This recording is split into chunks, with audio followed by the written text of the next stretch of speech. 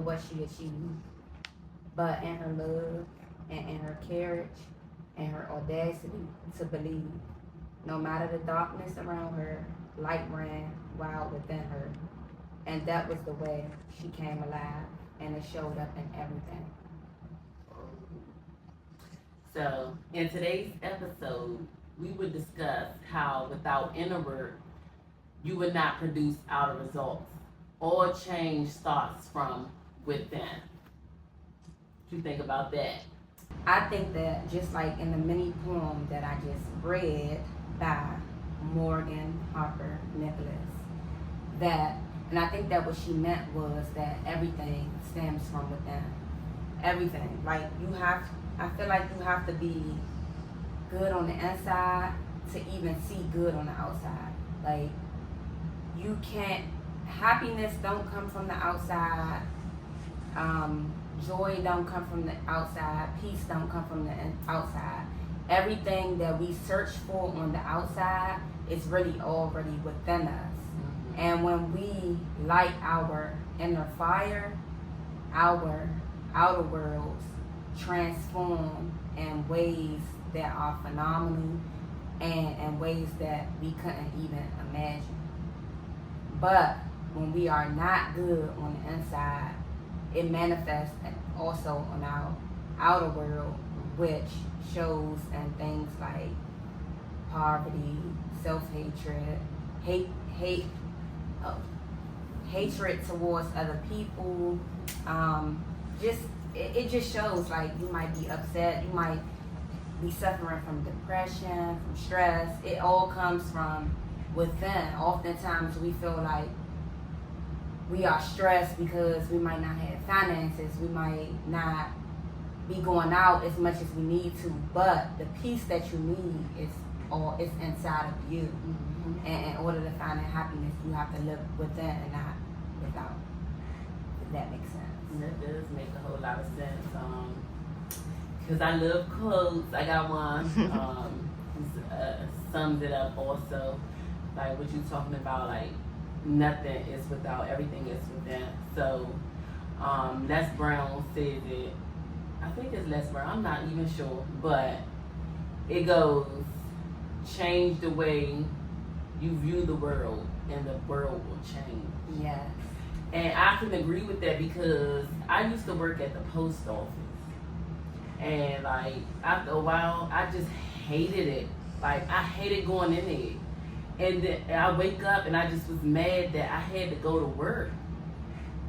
And I went to work with an attitude every day. And like they noticed it and they my manager pulled me to the side and she was straight out, you acting like a bitch. And I just didn't know what I could do differently. I hated the job.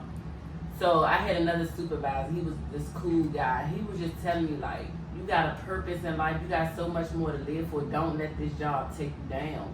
So I really had to come in there with a whole different attitude. I couldn't come in there like, hate it. I hate this job. I had to think about something else. I had to think about my purpose, where I'm going after I leave this job. Like my goals, my aspirations. And that's what pushed me forward because I had this within me that I was just mad because I didn't want to work here. So I just curried that and it just transformed into the outer experience of going to this job every day. And it leaked onto everybody. Everybody noticed it. And I really had to do work on myself. I had to really sit and think about like what it is that I want out of life. And I had to get out of the mind frame that I just hate this job. I had to think about something else, and I just had to totally transform the inner me, and that's like kind of when my spiritual journey started, like at the post office.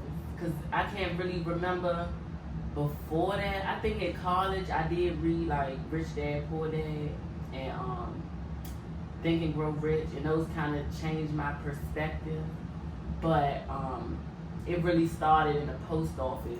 Like when I was pulled up on that, like my attitude and how I was letting my feelings, my inner feelings shape my outside world. Mm-hmm. So I had to fix that first. Because you'll notice when, first of all, your mind is going to give you supporting evidence of anything you're thinking. So if you already thinking, I hate this job, when you go into the job, you want to see a million reasons why you hate the job. Like, you want to see everything is just going to show you prove to you why you hate the job. Mm-hmm. But when you turn it around and be like, okay, the job is not so bad. When you go into work, you're going to see the things that aren't so bad. Like, you're going to see the good in the job. And when you change your attitude, you be like, the job not even that bad. It's not even that bad. Like, I love the people. We a family. Like, you know, they look out for me and all that. It really did change. Because at first I was just, don't talk to me, don't say nothing. So I didn't want to talk to nobody. I didn't want nobody to say anything. It just made my job a lot harder. Mm-hmm.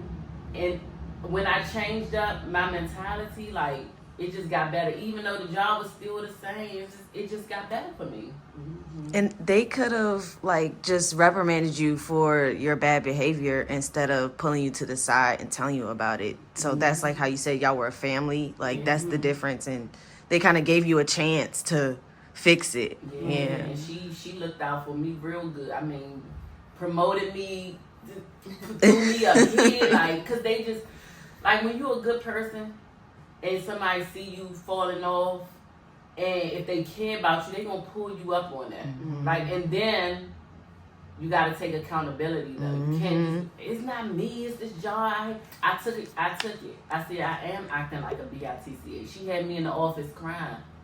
But I really respect that she was able to pull me to the side and speak to me about it and help me correct. Cause I didn't even realize that it was leaking onto them like that until she said something. Like, you really acting like a bitch, and I agree with her. I said, I really am. I need to get it together.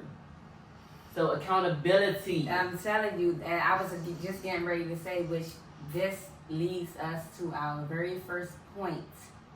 And I think it's the biggest point on your self journey, and I think it's the main thing that nobody likes to do.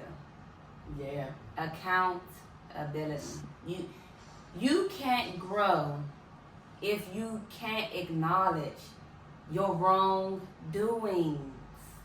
I don't know why people don't like taking accountability or like checking themselves or like being pulled up on things. Like, if you made me feel some type of way and I tell you that you made me feel some type of way, why get mad? That's the awareness is the way to change things and to grow from things. So taking accountability is not being reprimanded. It's like, it's a strength. It's not a weakness. People don't like taking accountability. I think they feel like that though. Yeah. People feel like it's a reprimand, like you punishing them, you slapping them on the hand. And I can attest to that because I am learning. Like, I'm 35 years old and it's taking me this long to accept people's truths about me. Like, it's like when somebody tell you something about yourself that you done wrong, it stings your heart a little bit, especially if you care. Like, if you're a good person, you care about it, it's going to sting, and it's like you're going to go in defense mode. And that's what I'm used to. So it's kind of like you have to learn how to, like, let it sting, but, like, sit in it and be like, you know what, I did mess up. And I can, like, apologize for messing up. Even if, say, like, you and a person, y'all get into it, right? And they think something you said came off wrong. And you're like, I didn't mean it like that. But to them, that's how it came off to them, and that's how they felt about it. That's another hard thing to, like, accept, like, because I didn't mean it like that, but this is how it made them feel a way because this is how they took it. You can apologize for that too. And they are entitled to feel how they feel. Yeah, but it's hard. It's taking the truth, because when somebody telling you about yourself, it's like you don't hear what they saying. You hear this. They saying like you a bad person, right? So it's like, you trying to defend that. Not what they saying, but trying to defend you not being a bad person. And that's because you are one. If you feel like, if I'm telling you, you made me feel a type of way when you told me you didn't like my jeans. And me telling you that is, you're hearing you're a bad person for saying something mean to me. one, you're not even listening. Yeah. That's another thing. Like, people don't listen. Listen to what I'm saying and stop judging what I'm saying. You're judging what I'm saying to you. That's the only way you can be defensive. When you're judging the things that are being said to you and you're not really listening. You're hearing what you want to hear. You hearing what you want to hear. At the end of the day, you don't want to hear that, but you're making yourself hear those words. And it's just like, the only way you can get out of that too is self-work. Like, you gotta keep doing it over. It's like a practice, exercise, brain exercise, mental exercise. Just keep doing it. Like, as much as you can, be accountable. Apologize when you do something wrong. Correct yourself. Like, if you keep doing it, the more you do it, the easier it get. That's how I feel. Like, it get easier. So for you, like somebody who said that, like, they used to.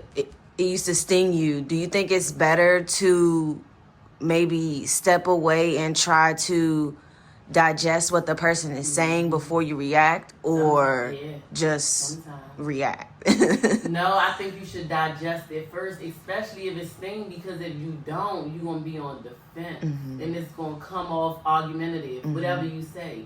But if you can leave the situation, digest, then you're like, okay, I did mess up right there. I was wrong. But it don't mean you a bad person because somebody telling you how what you did made them feel. I think that's the biggest thing. People really, you telling them something and they in their mind they thinking something. She think I'm a bad person. She think I'm this. And they probably beating themselves up in their head the whole time. And then they just going to come out in attack mode. Yeah. It's not going to be pretty when they react to it. But that's why, because I just feel like they judging themselves, judging whatever it is that you're telling them, and it comes with not listening, like being just ready to respond. Yes, I hate that. Yeah, you're just ready to respond, and that's why you're blowing up when somebody is telling you something that it's not even that bad, but they're telling you. I just feel like it's so hard to talk to people. I feel like I got cut off so many times every time I try to tell somebody. I laugh because me too. I lost friends. I'm like, bag, like, and I feel like, I don't want to say it's black people, but I just really feel like black people are so freaking sensitive. You can't say anything to black people.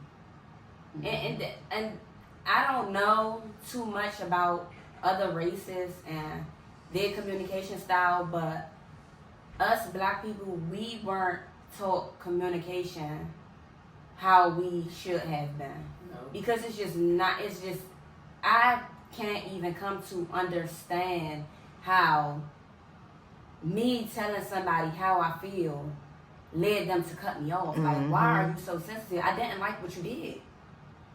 We don't have to stop being friends because I didn't like one thing that you did.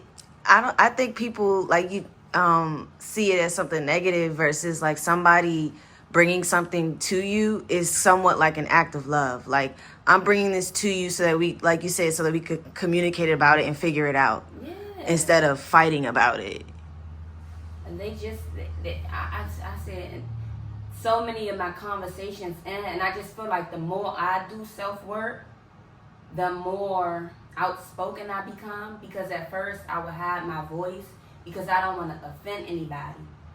But what good are you being to somebody else if you're not honest with them? But it's like honesty run our people away. Like, people run away from honesty so fast instead of like embracing it and understanding that it's only a part of growth. And like, sometimes I even be saying like, I don't want to be friends with somebody that's not going to be honest with me. Even if you think it's going to hurt my feelings, but it's something that you think I should know. Like, tell me. Like, tell me before I go out into the cutthroat world and somebody else tell me in a devastating way.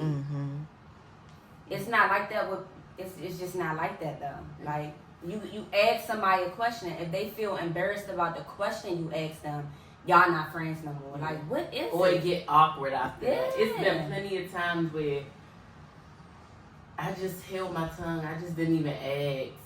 I'm just sitting here assuming because I'm not going to ask you because I know you're going to get mad at me and then we're going to be in an awkward space. Sometimes people don't automatically like leave you alone, but it just be awkward when y'all come around each other again. Like, I've been thinking about this all week. Like, this topic that y'all are talking about today is actually crazy because I'm wondering, like, if at some point, like you said, it's just the fact that people don't want to be so accountable that it's like, or when you bring something to them, I'm like, do people take things too personal to where they, you know, that's when the problem comes because they're taking it too personal. Like, they think you are attacking them. You are saying that they are a bad, evil person, and they just, it's for really, it's immature. If you think about it, like, it's pretty immature because children don't like to be reprimanded.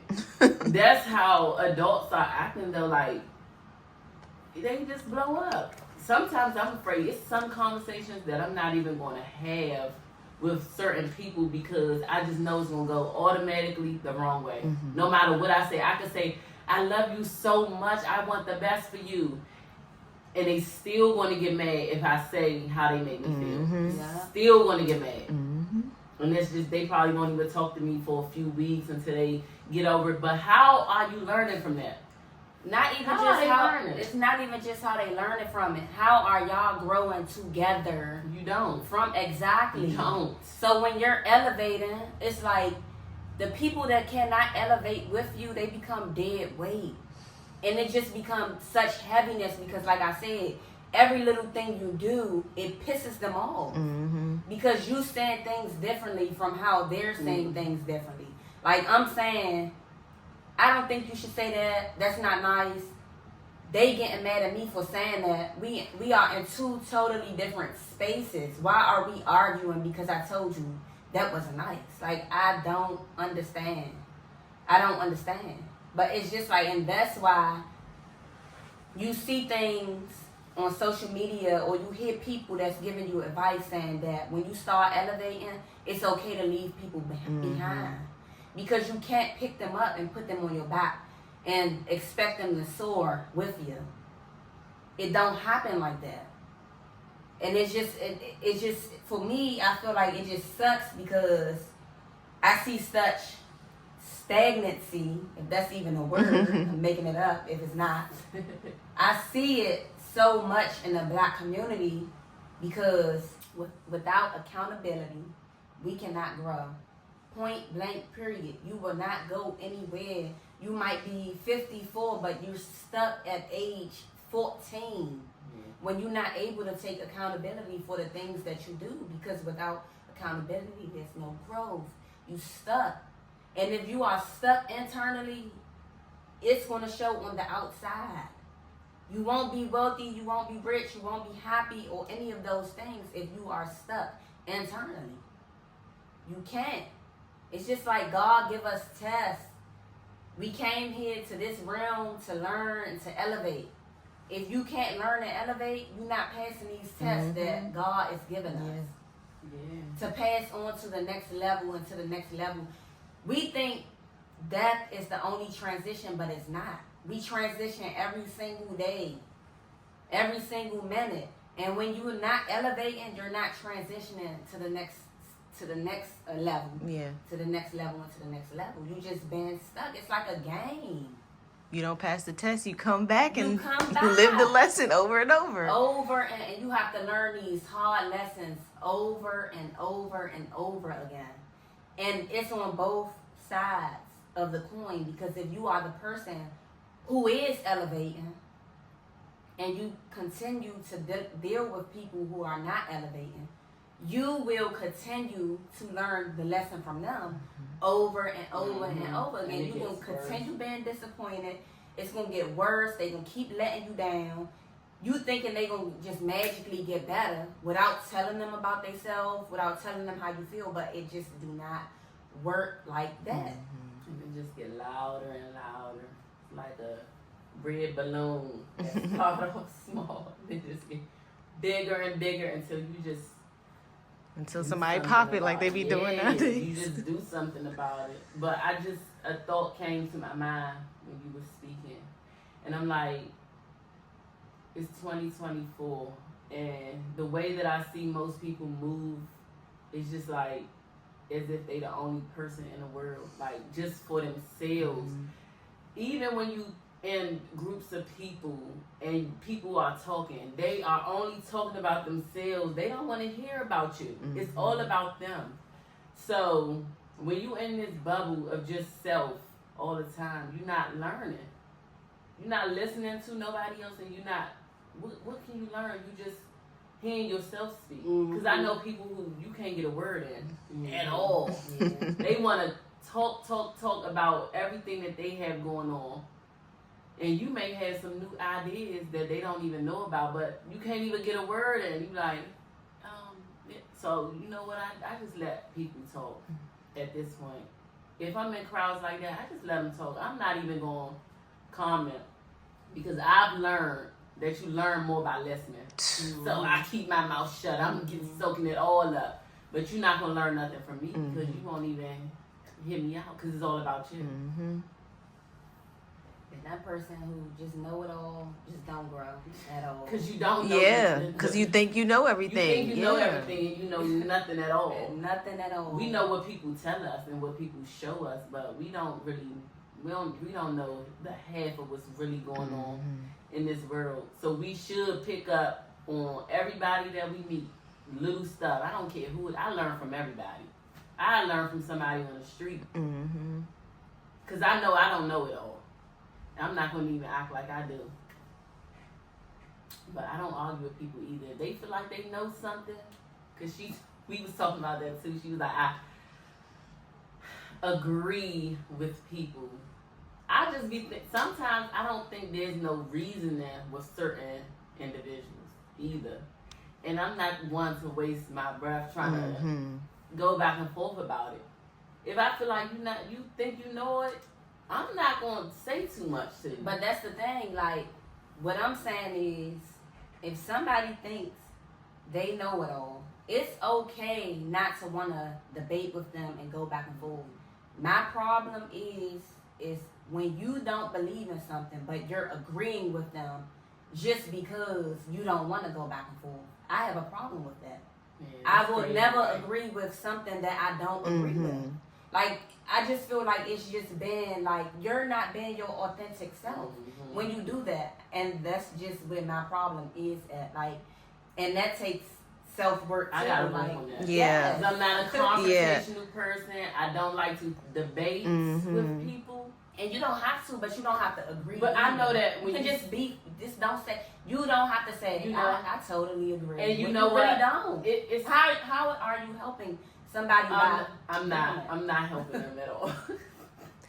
But I know, I do understand that, and I have learned to, like, when somebody's having a conversation and they say something that I don't like and they think it's supposed to be like a funny moment, and I don't laugh, but it's real awkward because it's like an awkward silence. But I've learned to not laugh at stuff that I do not agree with.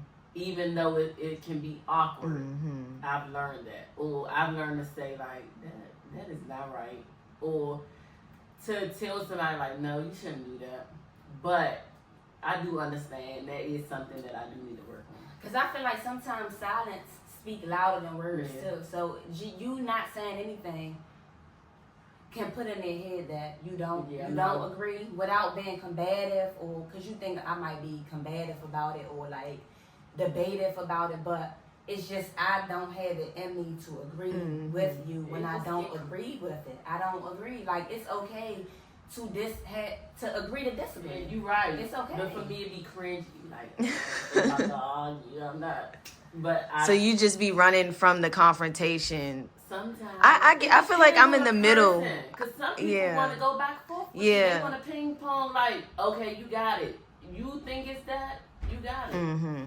I feel like I'm in the middle because I've definitely recently had somebody be like, well, you're not saying anything at all. Oh my God. you know, kind of translated to something. But I'm like, I didn't say anything because I just didn't have the time to even go there. Like, mentally, I just didn't want to go there. Right. But it's like, I didn't think that it translated as that. But, you know, I had to accept that, like, dang, me not saying anything spoke more volumes than me saying something. Because silence is loud. Yeah. Silence is loud. I used to say that in one of my relationships, like, you lucky I'm even pulling you up on stuff. Mm-hmm. Because the minute that I stop talking, that's when you might as well just say it's over. Mm-hmm. Like, the minute that I'm not saying anything at all, it's louder than me arguing with you. Yeah. It's louder than that. Like, I'm an energy person, so it's like I can tell somebody's energy from their silence. Like, I know if I'm saying something wrong to somebody and they feeling some type of way they not talking about, you not saying anything, it's gonna make me feel bad.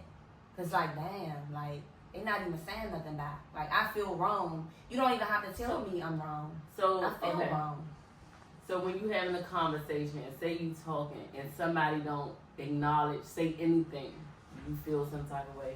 Yes. What if I'm thinking about what I'm gonna say? Silence is loud. I'm telling you, silence is loud. Even if somebody write you a whole paragraph, if you are having a disagreement with your significant other, they write you a whole paragraph through text message, and you write back, okay? Oh yeah, that's what it's loud. Yeah, it's right. loud. They will rather you F you. They would rather you say every bad word, curse word in the book versus you just say okay. Like, I just said okay one time, and my ex went off. Like, what you mean? Okay. Like, I don't want to argue. Okay, but me just saying okay told him that I'm sick of him. I'm tired of him. No I just don't care. Like, silence is loud. Silence is loud. Silence is loud. Like, not saying nothing at all is loud. Like, people can pick up the vibe when you don't say nothing at all. Somebody having a conversation with you and you just silent. Like, if I'm talking to you and you're not saying anything back, I'm automatically gonna be like, the conversation over. Like, let me be quiet. She don't want to talk about this. I get it. It's gonna make me feel. I might feel dumb. I might feel weird, or I just might feel like, oh, she's sleepy. She don't want to talk. But I'm going to feel some type of way from you not saying anything back. Okay, cool. I get tired of talking. I know, but communication is key. It's like, important. It's like, yeah. It's key. Right. Sometimes you can just be like, I'm a little tired. I don't feel like talking right now. Yeah. That's not offensive. Like, it's okay to say that. Mm-hmm. I'm not in the mood to really talk right now. Can we just sit in silence? And that person might be like, okay, I know me. I talk a lot. So if I'm talking too much and you don't feel like talking, let me know. Like, tone it down some. I don't really feel like talking right now. It's okay. But again, we stopped our voices when we were young because people, back to accountability, people don't know how to take accountability, and back to sensitivity. Maybe I meant to say back to sensitivity.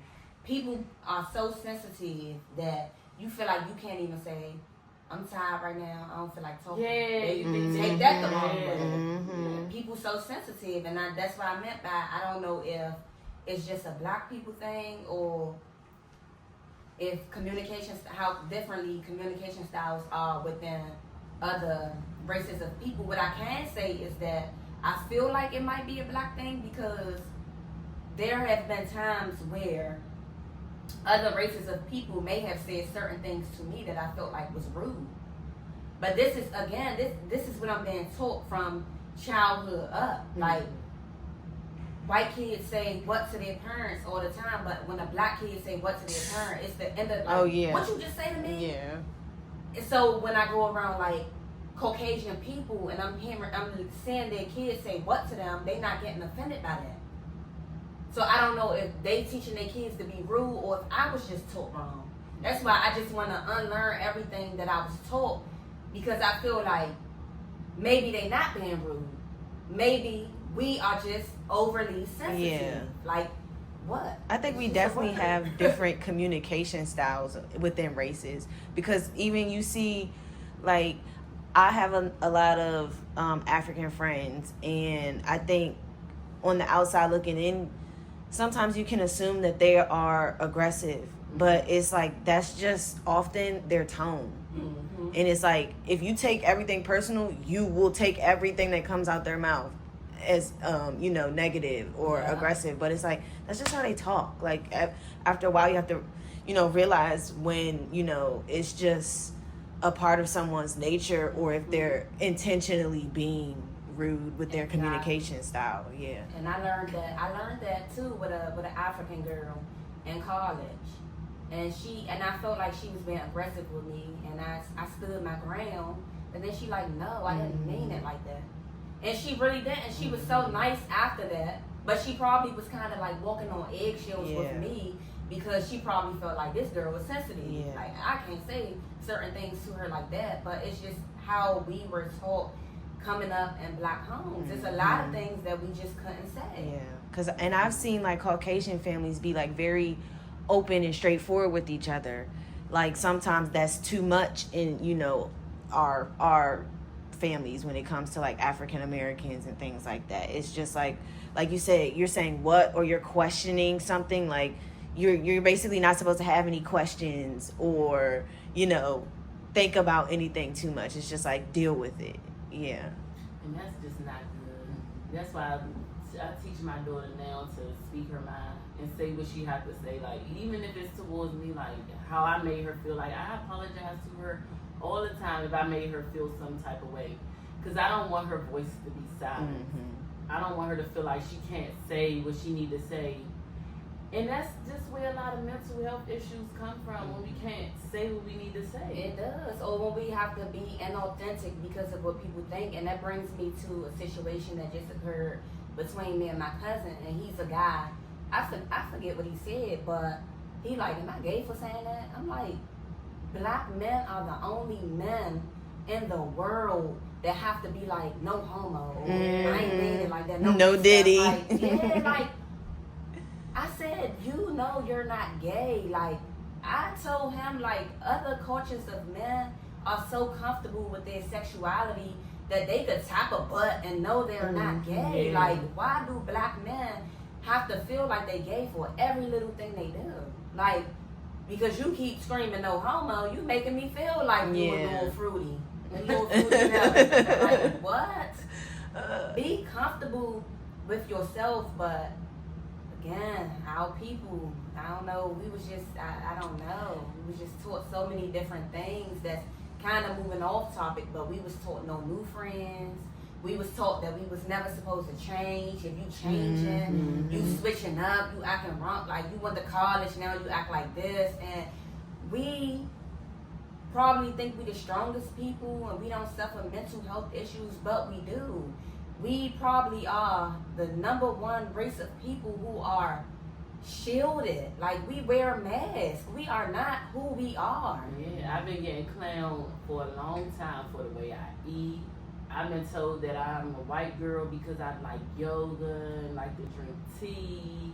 So if you don't have a strong mind and you around a group of people that's laughing at you, I mean, I've been told, oh, what you bring for lunch? Twigs and 2 grapes? Oh my God, my coworkers do the same. Twigs and 2 grapes, really? Oh, you got wheatgrass shot in your bag? Like, if you not the type of person that's strong enough for that, like, you'll revert. You'll conform to be like everybody else, so you won't get joked on. Me, I don't care. Yes, I like yoga. I drink tea. And no, I don't have 2 twigs and 2 grapes. But I do, guess what? I do eat healthy. And at the end of that program, all those people who was joking on what I eat, they wanted to eat like me. Yeah. They all got all big. I said, wow. And the difference is you opened yourself up to something different. You have to be willing to be accountable for stuff like that. Be like, oh, like, this is how we used to do, like you said, this is how we used to do things. I got to be open to change, even if I'm the only one doing it, Yeah. Because people say stuff all the time. And most of the time, it comes from sensitivity. Somebody's saying, you eating that for lunch, it's because they feel some type of way that they are overeating and looking at your lunch bag is making them feel like they're doing something wrong. Yeah. So they're gonna say something. They're gonna attack you because they feel attacked. Just like when I bought a certain type of water from Safeway, and the guy was like, "Why you gotta drink that type of water? I drink Dead Pop." You can continue drinking Dead Pop. I might drink every water on the shelf. This is the one that I chose to pick up. But why do you feel offended from the water that I have in my hand? It's because we are mirrors to people. Mm-hmm. So even when sometimes when, again, silence speak louder than words. Your little 2 twigs and your 2 grapes told them that they was eating wrong. Mm-hmm. And so in turn, they attacked you. That's all you eating? Or you eating, like that's just what it is. Our people are overly sensitive. You cannot say anything without somebody else feeling attacked. When I said I had to make sure I didn't eat any snacks today, somebody that I was walking with said, "Well, I ain't about to beat up myself because I had a piece of cake today." It's okay that you had a piece of cake today. But me saying that I had to watch it, I couldn't eat snacks today, is me talking about me. It has nothing to do with you. That comes with being overly sensitive and then taking things personal because I'm not even talking about you, but you think I'm talking about you. Me saying that I couldn't eat a snack made you feel like I was attacking your weight or whatever it is about you that you probably feel about yourself, but it don't have nothing to do with what I just said because I wasn't even talking about you. I didn't even have you in my mind when I made the comment. Right. But again, we so overly emotional, overly sensitive that we can't. What am I trying to say? We can't function correctly because we so busy. Or in healthy ways, yeah. Yeah, we can't function in healthy ways because we so busy acting off emotion. Like we letting emotion take control of us. And you're right. Most people are not authentic. Something just crossed my mind. And this is, people have to work on this. People lie too much. And don't think that people don't know that you're lying. Because in order to lie, you got to keep telling more lies. And people, they may not pull you up on it, but they catching you in these lies. I have a friend that lies so bad about the dumbest stuff. How am I supposed to even trust you to tell me anything if you lie about that? I just don't get it.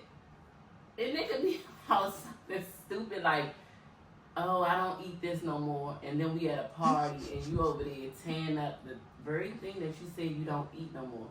It's okay. Be yourself. That is where mental health is tested. When you lie and you trying to be somebody else, that's where your mental health is tested. You're not doing yourself no good. You messing yourself up on the inside because you know you're lying. And then they lying because whatever they see you doing, it makes them feel like they're doing wrong. And instead of taking accountability for, if they feel like they shouldn't be eating certain things, instead of taking accountability like they should, they see you eating right and they automatically just lie and say they eat right because they don't want to take the accountability and the initiative it takes to really eat right. It's just it's okay though. Self-work comes with relapsing, going back and forth. Like you may go a week doing exercise for a whole week like me. I be all in for a week straight, and then the next week I don't want to do it no more.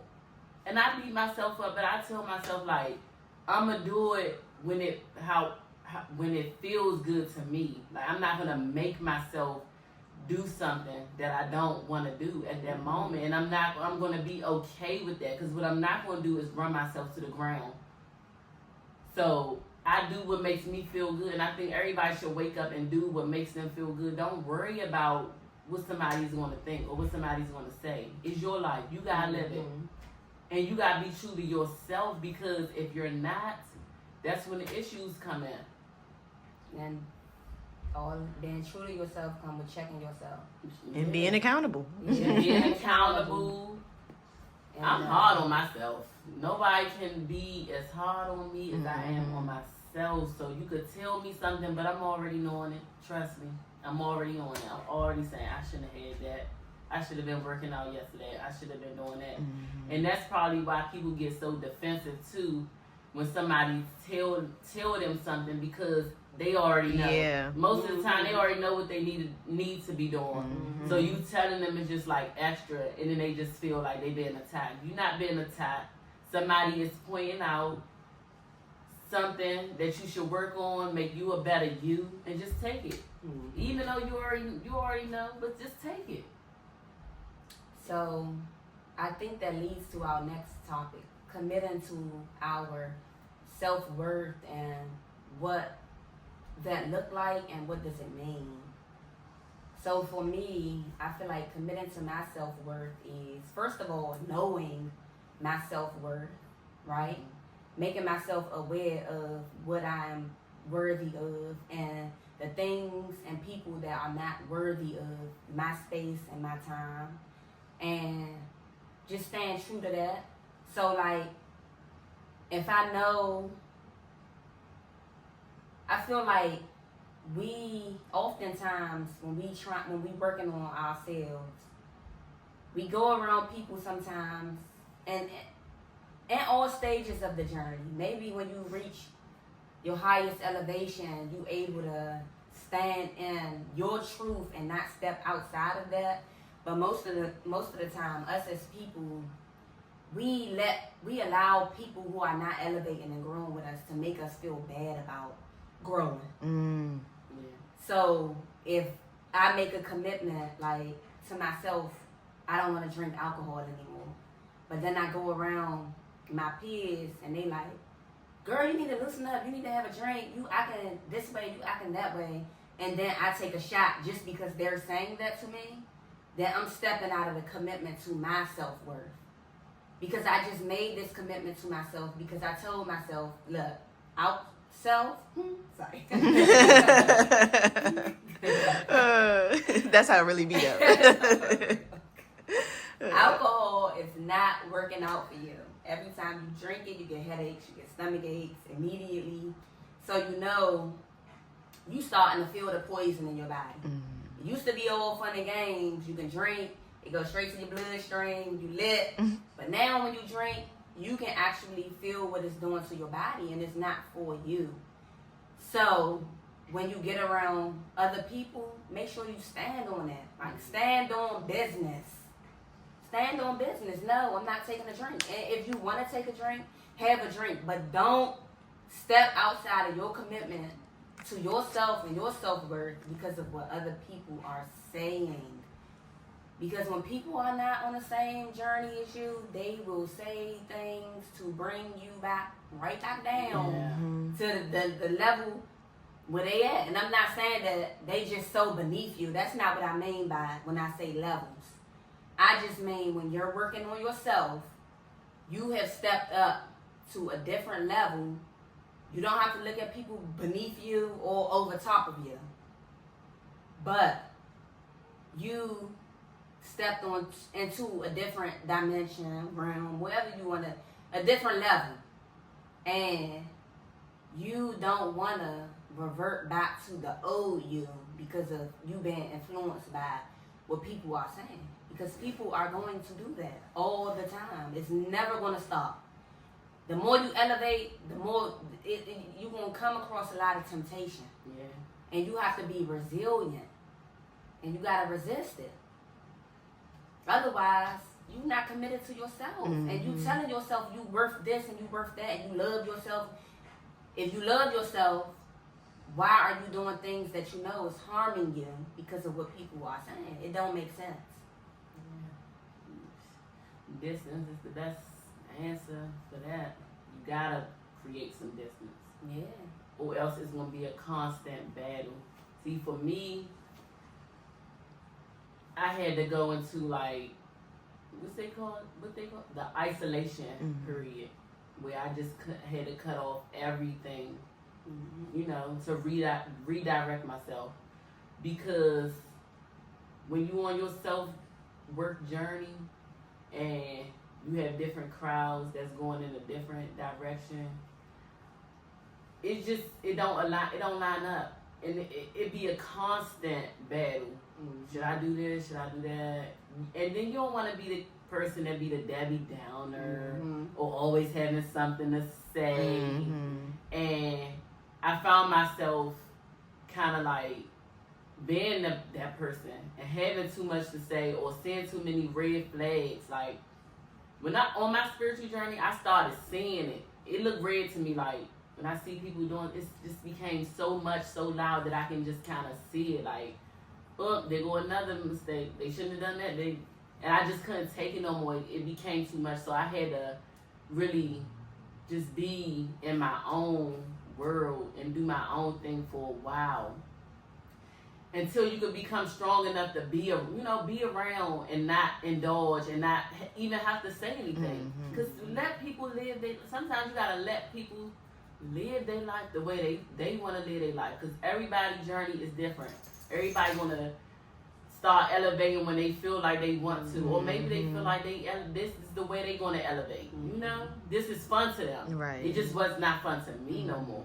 So I had to isolate myself, and now I know like how much that I can take. I can come around sometimes, but it can't be an everyday thing because I got stuff I got to do. I got to get up the next day. I can't be lit every weekend. Got to take care of my child. You know, so it got to be an every now and then when my soul is telling me that I can do it. Right. Because, you know, I listen to my soul now. My soul ain't always there. Sometimes my soul be like, nah, stay home, chill. You know?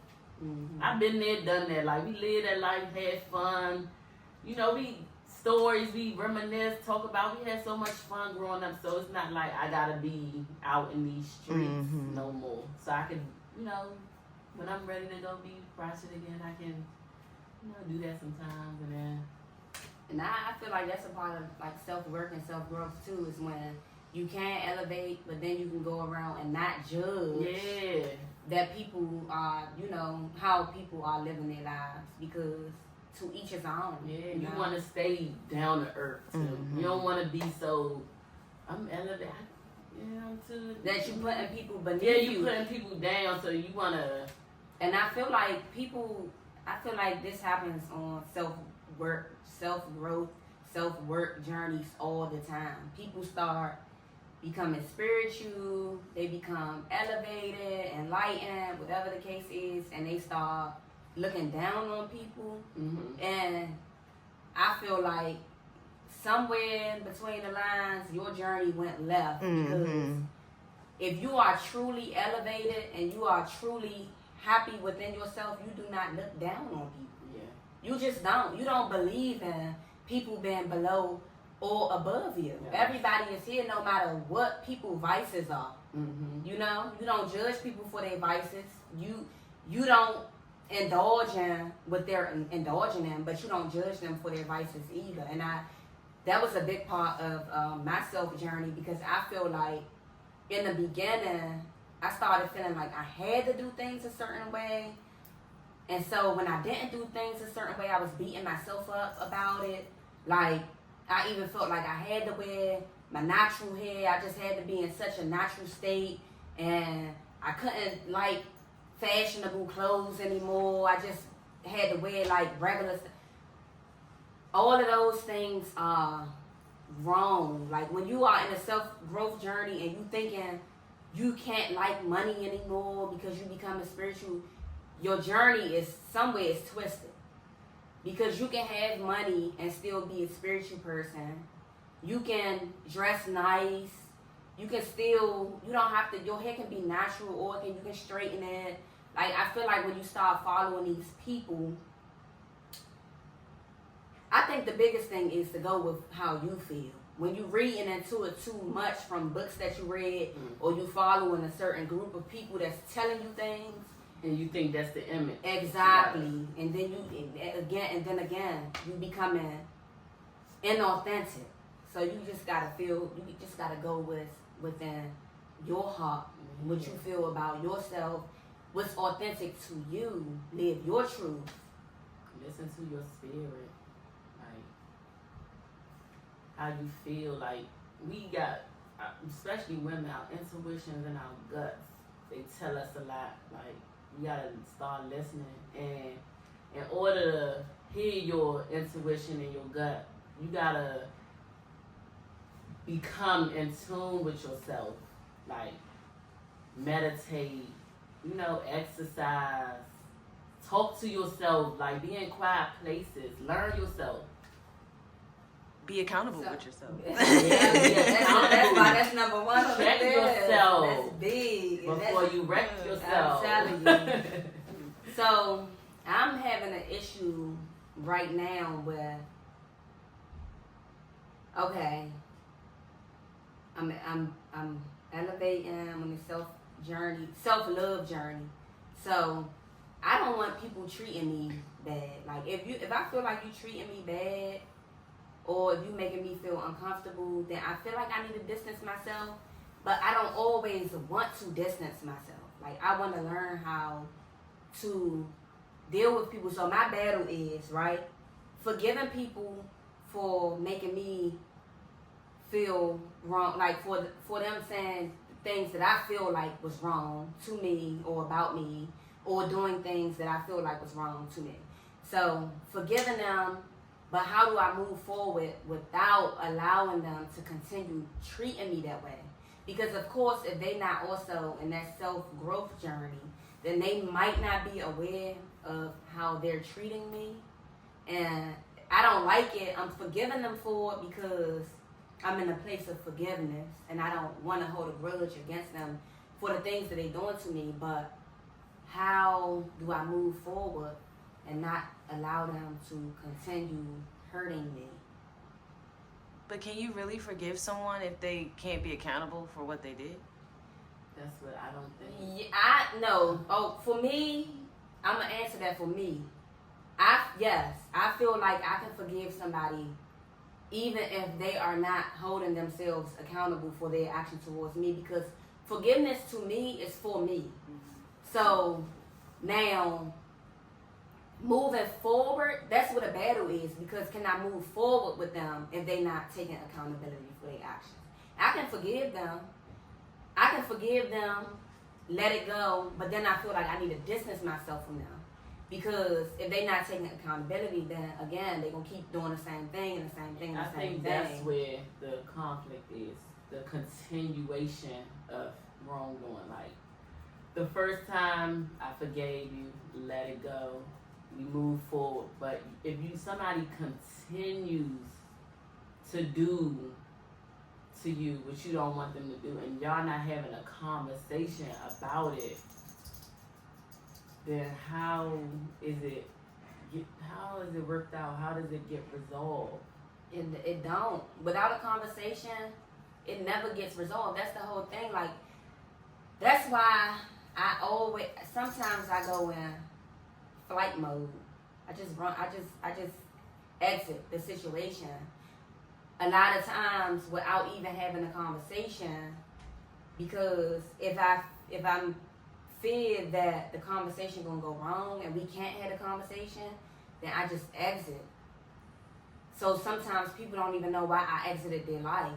I just exited. They just never heard from me again. But that's because I feel like if I say something, then this conversation just gonna go all the way wrong.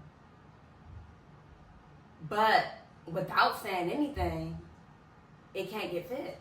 So you either exit or you say something. You keep getting treated bad. I think you say something, but if it continues, it's like y'all said earlier, ultimately that person does not align with, like you're constantly willing to change, Mm-hmm. That person isn't willing to change that aspect about themselves to keep the friendship or relationship. They just want to stay the same. So how do you, if you are a person like me, a Libra, I just hate confrontation. So I try to avoid saying things that I even think is going to lead to an argument.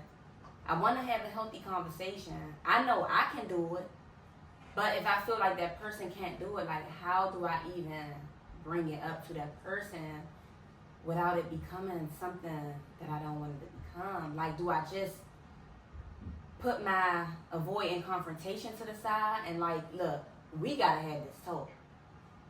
That's what my conflict is. I think you do it, and then it's like, if you move in good faith, you know that you, like you said, set intention to have a healthy conversation. If that person wants to get offended, they're going to get offended regardless. And that kind of shows you everything that you need to know. Moving forward. Yeah. You just gotta pray. Pray for their mental elevation. Yeah. And pray for them to. But I feel like in the meantime, just have is just best. Exiting is best, and have compassion and have grace for that person. And you got to do all of that while exiting. Yep. Yeah. Because if they just continue doing things to you, eventually it's just gonna go all the way left. Because like you said, sometimes silence speaks loud. So you distancing yourself is creating silence. Y'all not talking as much. Y'all not seeing each other as much. Something might click in that person. Like, she ain't coming around. I need to change my tone up a little bit. Like, oh, I need to ask her what's going on. Yeah. Yeah. Like, what's wrong with her? Why she haven't been calling? Why she haven't been coming around? And then it just needs to be like a very friendly, peaceful conversation. Hopefully. But if you pray on it, it can change. It can change. I think sometimes it's not always that the person don't know what they're doing, because you can kind of see in their actions. They not calling you no more. They know they pissed you off, or they know they said something that you didn't like, so they back off you a little bit too. It's not that you just distancing yourself by yourself, because they stop calling you too. Like, Yeah. And they going act a little. It might be a little awkwardness when y'all see each other, so they know what.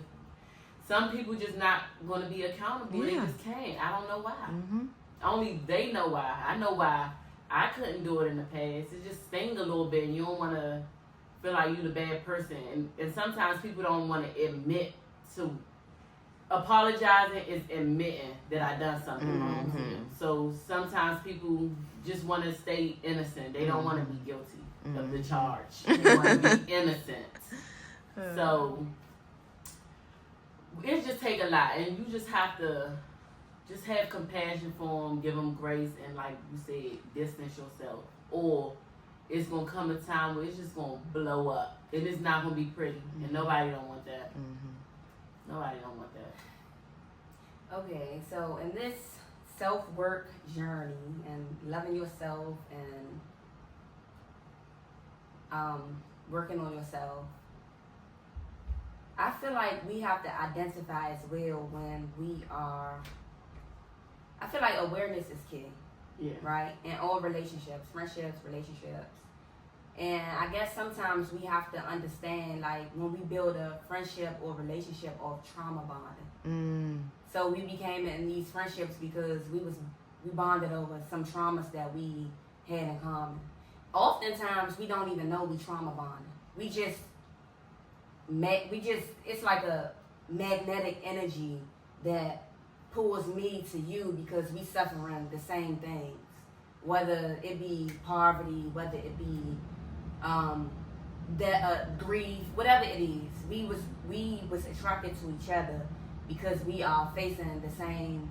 We have the same traumas, and so when we trauma bond, it's a very unhealthy relationship. It's very unhealthy because it's like a codependency in the relationship. We depending on each other to try to make each other happy, to get over whatever we was brought together to bonding over.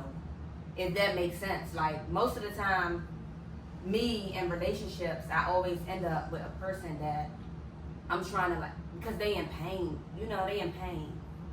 And I feel like I was attracted to that pain in them because I feel like I'm a helper. Yeah. Or also, I'm in pain as well. And because I'm in pain, I want to help the next person. So we get together, we become a union, and our relationship is just horrible. But the relationship wasn't even thought about in the first place. Mm-hmm. You just jumped right into it because you was attracted to each other for whatever reason you was attracted to each other. And then the next thing you know, you're in a toxic relationship. And you're trying to figure out how can the relationship get better. And I just feel like if y'all relationship was brought together from trauma bonding, then both of y'all need to separate, work on yourself, and then find your way back to each other if it's meant to be. Friendship, relationship, whatever the case is, because a lot of times that's just what it be. You really just be trauma bonding with people. Like, seriously. I'm taking your hurt, I'm mixing it with my hurt, and it's just a recipe for disaster. And a lot of us end up in disastrous relationships because of that. And so on your journey to self-growth, you gotta understand that it's okay if you cannot help everybody. You can't help everybody. I got that Superwoman syndrome. I got that so gone. bad. I said I cannot do it no more. Because you're not God. I'm not God. I cannot do it no more. I cannot save everybody. People gotta work on themselves. And they have to want work. They have to want help. They have to want to overcome their traumas just like you want to overcome yours. And it gotta be like that, because if it's not, then it's just gonna be. It's like I said, it's a recipe for disaster, man. People that's not even coping with their trauma. I don't even want to say the word cope, because I feel like coping is not. It's toxic. Like, you really want to heal from your traumas. Like, you want to heal from it. And people that's not working on healing from their inner traumas just can't be good for other people. Some people don't even know they had trauma. Like, I goes back. I have a conversation with somebody and I be like, well, what happened in your childhood? That might be why you like this. Like, you didn't have a relationship with your dad. That may be why you don't have a healthy relationship, because you don't see him as, like, people really don't think about their childhood. Yeah. They don't think related to how they are when they get older. Yeah. They don't think that deep about it because they're not doing, you gotta, that's the self-work part. Exactly. Yeah. Pulling And yourself it's out the hard. shadows. Yeah. It's so hard.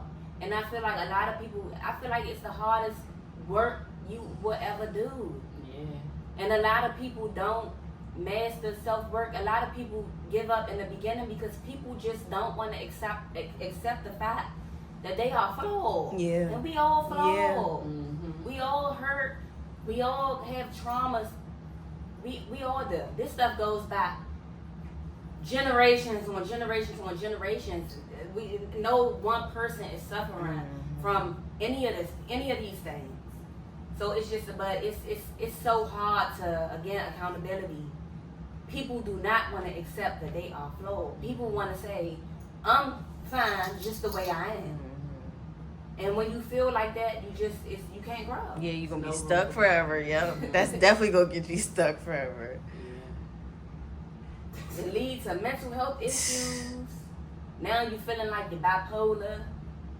You're suffering depression and schizophrenia and all of those things because you just don't want to face the fact that you are hurt.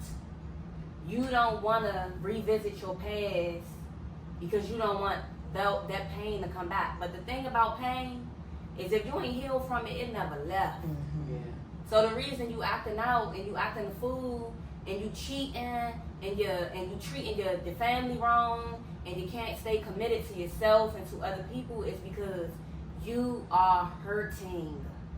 Absolutely. And instead of healing, you are acting out. It's like little kids. They go to school. Kids don't act out for nothing. Kids do not have bad behavior for no reason. I refuse to believe that. When kids have behavioral problems, I bet you they are unhappy at some point in some area of their life in their household. I promise you. When kids come outside and they come outside wanting to beat up on everybody, they bullies, and I promise you they are facing some traumatic things in their household. Sometimes all it takes is for somebody to ask you, like, what's wrong? And you really gotta sit and think about it, like, why am I acting like this? Because you don't know. And especially kids, because kids can't even comprehend their emotions like we can. So that's why kids act out more. But adults acting out and doing all this crazy wild stuff, come on now. Grow up. It's time to deal with your shit. Because we all got it. It's time to deal with it. Like, it's time to deal with it. And it's time to take the garbage out. Take the trash out. Yeah. Seriously. And shadow work helps with that. I had a journal where I did some shadow work, and it just asks you questions about like stuff that you're not going to think about on a daily basis, but it make you dig deep. Like, why did this trigger you? Why did it make you upset? And you really have to go back and see like, why did this make me upset? And sometimes it be like, when you really write it down on paper, you be like, it was not even that bad. Mm-hmm. Why did that make me upset? Because you got buttons. People be like, she just pushed my button. But the thing about that is you shouldn't have buttons to push. Yeah. Like, nobody should be able to push your button. Like, you shouldn't be responsive because of somebody pushed a button in you. Like, that's the insecurity though. Mm-hmm. Like, if somebody says something so bad that it makes you react, Crash out. It's an insecurity or fear that you have that you feel like you gotta defend it. So it's just work on it, become aware of it, like talk to yourself about it. Like, what insecurities do you have? We all have insecurities. We all have things about ourselves that we might not want the world to know about, but it's okay. You're not alone. mm-hmm. Somebody out here can relate to you. Mm-hmm. Nothing you should be too ashamed. Well, I can't say everything because it depends. But a lot of things that people are ashamed of, they shouldn't be. It's somebody that can relate to it. And I think affirmations are important because they just help build your self-esteem. Like, if you can look in the mirror and really tell yourself all of the good things that you feel about yourself, like you can build yourself up to that point. Mm-hmm. Then you can go out into the world and be proud with your head high, putting out positive energy and, being happy. But you gotta talk to yourself about those things. Yeah. And and use your affirmations. What do I want to say? Don't put affirmations over top of your pain. Because I feel like, okay, if you're hurting, be aware that you're hurting and acknowledge that first, and then give yourself affirmations. And let yourself know that this is not my fault. Like, I am not a bad person. I didn't, because things happen to people that they have a hard time getting through, and they feel like it's their fault that it happened to them. Mm-hmm. So heal that pain first, and then use your affirmations to build yourself back up. Yes, absolutely. You said it best. Yeah.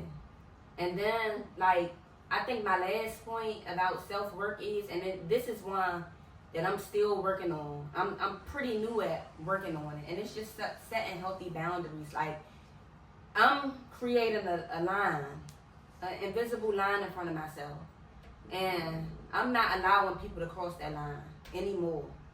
If you cross that line, then I have love for you, but I cannot be around you. And those are the boundaries that I'm setting for myself, because I'm too late in the game. It's too late in the game to be letting people play with me. It's too late in the game to be just letting people use me as punching bags and stuff like that, when I already have my own stuff that I'm dealing with. Mm-hmm. And it's just too late in the game for me to let people, any people, nobody's exempt from what I'm saying. Like, family, friends, relationships, if you cross a certain line with me, we gonna stop it right there. Because I'm not letting nobody. And a part of my self-work journey and my self-growth and self-love, because that's at the heights of my journey right now, self-love. I'm not allowing nobody to step across that line and cause me to digress or revert back into self-pain, self-hatred, and shame, and none of that stuff. Like, I'm just not letting nobody take me back there. Like it wouldn't even make sense at this point and where I'm at in my journey. So setting those healthy boundaries, just and standing on it, standing on business like T.I. son. And having some tough conversations when necessary.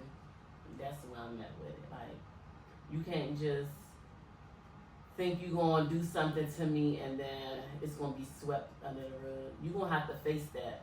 As a woman, as a man, you're going to have to face it. And you're going to have to do some work. Especially if it's like something you done that's real bad.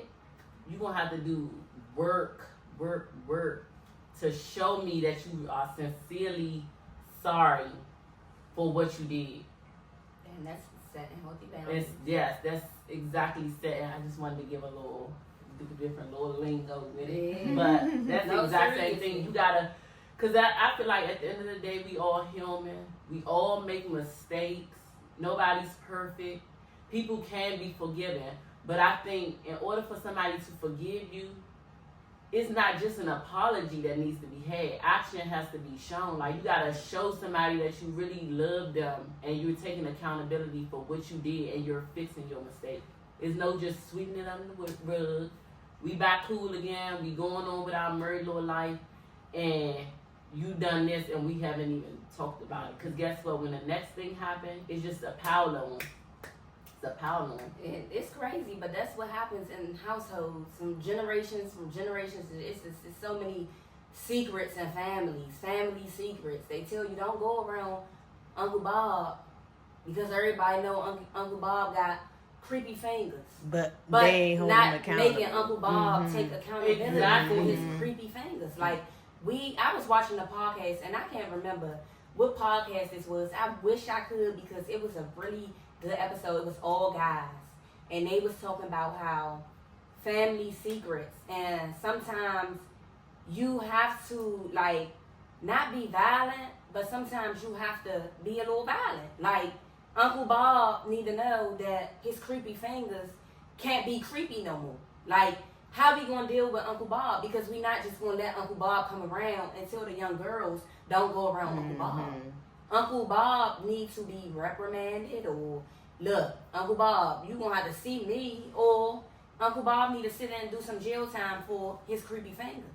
But some way, shape or form, you gotta take accountability again for your actions. He's not gonna stop. Yeah, he's not gonna That's stop. why they telling them kids just stay away from him because he didn't get in trouble for it. But and exactly, and that's why I'm saying these things are able to happen. Our people are able to F up time after time after time after time and time again because it was a learned behavior that when you do things, it just gets swept under the rug and you just move on. You gotta break the generational curses. Those things are generational. It don't start with us. Yeah. We learned it. Have We those learned that tough when somebody do conversations. something. Yeah. That's normalized I'm sorry. apologizing. Oh No, I just said have those tough conversations. Yeah. And just normalize apologizing. When you're wrong, when you mess up, it's okay. It's not gonna kill you. Apologize. That's all I have to say. I mean, the more you apologize, the easier it gets. The first time it may be a little tough, but it gets easier, and you feel better. And the person that you did something wrong, so they feel better too. And then y'all can move forward healthily. That's not even a word. I just feel like I feel like when you learn to apologize, you will stop having to apologize Exactly. so much. Yes, that's it. Like, Because you're more intentional about it. because you can Yeah. be real, you can be sincere with every single apology that you give. You can be sincere about it. I promise you. I could do something 20 times and apologize and be serious. I really do apologize. Even though I might do it again. See, the thing is, just because you're going to do it again don't mean that your apology wasn't sincere. It just means that you feel bad that you did it to that person, so you apologize, but you might keep doing it. But I guess when you really sit back, and sit to yourself and understand why you have to apologize, the reason you apologizing, and like want to be better to other people, then you won't have to apologize so much. Mm-hmm. You won't have to keep being sorry for keep doing something because your actions will stop. I was listening to Justin Bieber. That was a good interview too. That happened like 4 years ago. It's on YouTube. I don't know the name of it, but the biggest thing that stuck out to me, and then I'm done after I say this part. The biggest thing that stuck out with me about Justin Bieber is accountability, number one. When he got into the relationship, he said when he got into his relationship with Hailey Bieber, he was upfront with her the first time around. He told her that he's incapable of being committed and faithful. It's just not where he's at mentally. He just not there mentally. He don't know what it is that's keeping him from being capable of being faithful and committed, but he just know that he not there yet. I guess she was okay with that because he was honest and upfront. They built their relationship, and she was very supportive in the relationship. They broke up because she saw him do something that she didn't like, and then in turn she did something that he didn't like, so they went separate ways. When they came back together the second time around, he knew that he could now be faithful and committed to her. But this is why. Because in between that time that they were apart, he went out and built a relationship with God. Like, he said, I want to be a better person. I want to find God. Like, I want to live my life the right way. Like, so he started having conversations with God. There's no better place to start when you want to be a better person than with God. If God don't exist in your relationship, your familyship, your parentship, whatever, if God don't exist in it, it's a recipe for disaster, period. God have to exist above all and all of your everything. Business, school, work, I don't care what it is. God need to be up here. Or whatever you believe. Whatever you believe in as God. I say God. Some people, whatever your... Allah, Buddha, whomever. Yeah, whomever you believe in. Gotta be at the height of your relationship. It won't be a healthy dynamic without it. But he found a relationship with God, and when he went back into the relationship with Hailey, he said he refrained from cheating and those things because he know that God wouldn't agree with him hurting her, or he know that cheating on her will hurt her, and he know that he not being obedient to God if he do those things. So that's why he was able to marry her and not cheat on her and be committed to her this time around. So with that said, when you want to do self-work, when you want self-growth, when you want growth in any area of your life, whether it be your relationship, your workplace, whatever it is, put God first and then let God handle the toughest parts, and then your human person, can do the rest. Because we ain't big enough to handle all our problems, man. We not. We gotta hand the baggage over to God and allow God to help us. I totally agree with that. So, I had nothing else to add to that ending. That was great. Okay. So, y'all, let's overdose on self-work, self-love, self-growth.